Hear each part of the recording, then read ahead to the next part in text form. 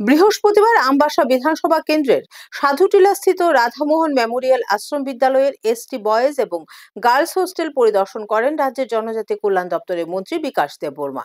এদিন তিনি সমগ্র বিষয় খতিয়ে দেখার পাশাপাশি ছাত্রছাত্রীদের সঙ্গে মতবিনিময় করেন। রাজ্যের প্রত্যন্ত এলাকায় শিক্ষার মান উন্নয়নের পাশাপাশি পরিকাঠামোগত উন্নয়ন জারি রেখেছে বর্তমান সরকার। সেই অনুযায়ী ধলাই জেলার আমবাসা বিধানসভা কেন্দ্রের সাধুটিলা এলাকায় অবস্থিত রাধামোহন মেমোরিয়াল আশ্রম বিদ্যালয়ে গড়ে উঠেছে এসটি বয়েজ ও গার্লস হোস্টেল। বৃহস্পতিবার এই বিদ্যালয় এবং বিদ্যালয়ের বয়েজ ও গার্লস হোস্টেলটি পরিদর্শন করেন রাজ্যের জনজাতি কল্যাণ দপ্তরের মন্ত্রী বিকাশ দেববর্মা। পরিদর্শনকালে মন্ত্রী সরাসরি ছাত্রছাত্রী ও হোস্টেল কর্তৃপক্ষের সঙ্গে মতবিনিময় করেন। সেই সাথে পরিকাঠামোগত কোনো সমস্যা রয়েছে কিনা তা খতিয়ে দেখেন।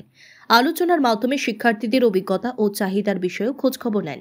এক সাক্ষাতে মন্ত্রী বলেন, শিক্ষার্থীদের মানসিক ও বৌদ্ধিক উৎকর্ষ তখনই সম্ভব যখন তারা একটি সহানুভূতিশীল, গঠনমূলক এবং উৎসাহব্যঞ্জক পরিবেশে গড়ে ওঠে। বিদ্যালয় এবং হোস্টেলের পরিকাঠামো যদি অনুকূল হয় তাহলে ছাত্রছাত্রীরা তাদের সর্বোচ্চ সামর্থ্য নিয়ে পড়াশোনায় মনোনিবেশ করতে পারে। তিনি আরও বলেন, রাজ্যের কোনো সন্তান যাতে শিক্ষার মূলধারার বাইরে না পড়ে যায় তা নিশ্চিত করতেই রাজ্য সরকার নির্বিচারে কাজ করে চলেছে।